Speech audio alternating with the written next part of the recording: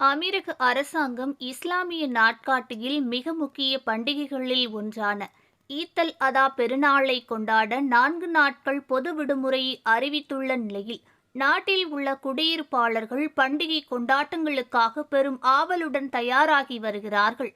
அமீரக அரசு வெளியிட்டுள்ள அறிவிப்புகளின்படி, வருகின்ற ஜூன் 5 வியாழக்கிழமை அரஃபா தினம் தொடங்கி ஜூன் 8 ஞாயிற்றுக்கிழமை வரை பொது விடுமுறை தொடரும். பின்னர் ஜூன் 9 திங்களன்று வழக்கமான வேலை நாட்கள் தொடங்கும். இந்த ஆண்டு ஈத் அல் அதா ஜூன் 6 வெள்ளிக்கிழமை வருகிறது. மேலும் இந்த ஆண்டு ஈத் பண்டிகை வெள்ளிக்கிழமை ஜும்மா தொழுகையுடன் ஒத்துப்போகிறது.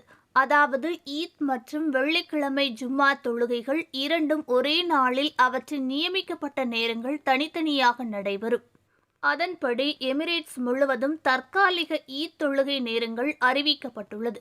அபுதாபியில் அதிகாலை 5:50 மணிக்கும், துபாயில் அதிகாலை 5:45 மணிக்கும், ஷார்ஜாவில் அதிகாலை 5:44 மணிக்கும், அஜ்மானில் அதிகாலை 5:44 மணிக்கும், உம்மல் குவைனில் அதிகாலை 5:43 மணிக்கும், ராசல் கீமா மற்றும் ஃபுஜைராவில் அதிகாலை 5:41 மணிக்கும் நடைபெறும் என கூறப்பட்டுள்ளது.